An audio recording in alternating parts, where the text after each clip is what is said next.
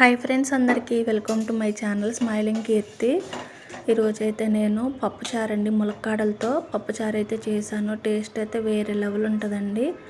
Video last వరకు చూసి మీకు నచ్చింది అనుకుంటే ఒక లైక్ చేసి కామెంట్ చేయండి ఫ్రెండ్స్. కానీ పప్పుచారు మాత్రం ఒకసారి ట్రై చేసి ఎలా వచ్చిందో కామెంట్ చేయండి, చాలా బాగుంటుంది.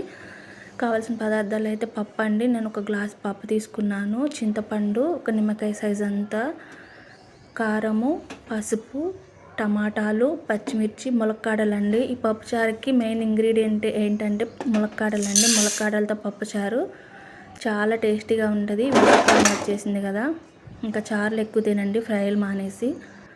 ఫస్ట్ కుక్కర్లో పప్పు వేసుకుని శుభ్రంగా కడిగి పెట్టుకోవాలి. ఆ కడిగి పెట్టుకున్న పప్పులో టమాటాలు, ములక్కాడలు, పచ్చిమిరపకాయలు వేయాలి. పచ్చిమిరపకాయలు, కారం, కొద్దిగా పసుపు,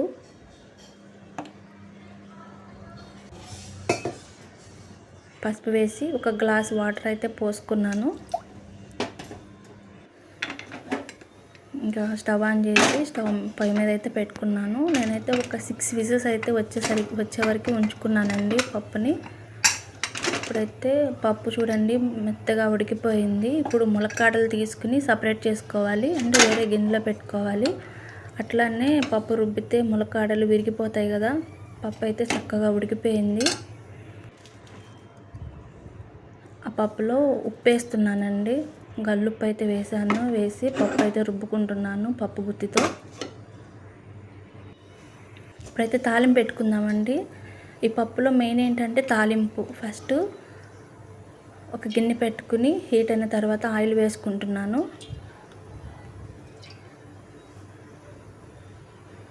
ఆయిల్ కూడా హీట్ అయిన తర్వాత ఈ తాలింపుకి కావాల్సిన పదార్థాలు అయితే ఉల్లిపాయలు, కొత్తిమీర, కరివేపాకు, తాలింపు దినుసులు, జీలకర్ర, ఎండుమిర్చి, ఇంకా వెల్లుల్లిపాయలు, ఇవన్నీ వేయండి. పప్పుచారు చాలా టేస్టీగా ఉంటుంది. ఇప్పుడైతే చింతపండు రసం అయితే మెదిపి పెట్టుకున్న పప్పులు అయితే వేస్తున్నాను. ఇంకా అందుకు గ్లాస్ వాటర్ అయితే పోసాను కదా, ఇప్పుడైతే గ్లాసున్నర వాటర్ పోసాను పప్పులో. తాలింపు కూడా వేగిపోయింది.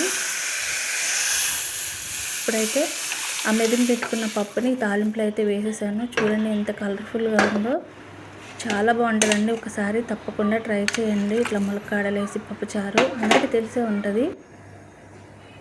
కొంచెం వాటర్ అయితే పోసుకుంటున్నాను. ఉప్పు వేసుకుంటున్నానండి, కొంచెం ఉప్పు తగ్గినట్టుంది, అందుకే ఉప్పు కూడా ఇప్పుడే వేస్తున్నాను. చూడండి ఎంత కలర్ఫుల్గా ఉందో, టేస్ట్ కూడా అంతే బాగుంటుందండి, చాలా బాగుంటుంది. ఉప్పు కూడా వేసాను. ఇంకా ఈ పప్పునైతే మరిగించుకోవడమే. మరిగించుకున్న తర్వాత అన్నంలో వేసుకుని తింటే చాలా బాగుంటుందండి. ఈ పప్పుకు తోడు అప్పడాలు లేకపోతే ఏదైనా ఫ్రై అయితే ఇంకా బాగుంటుంది.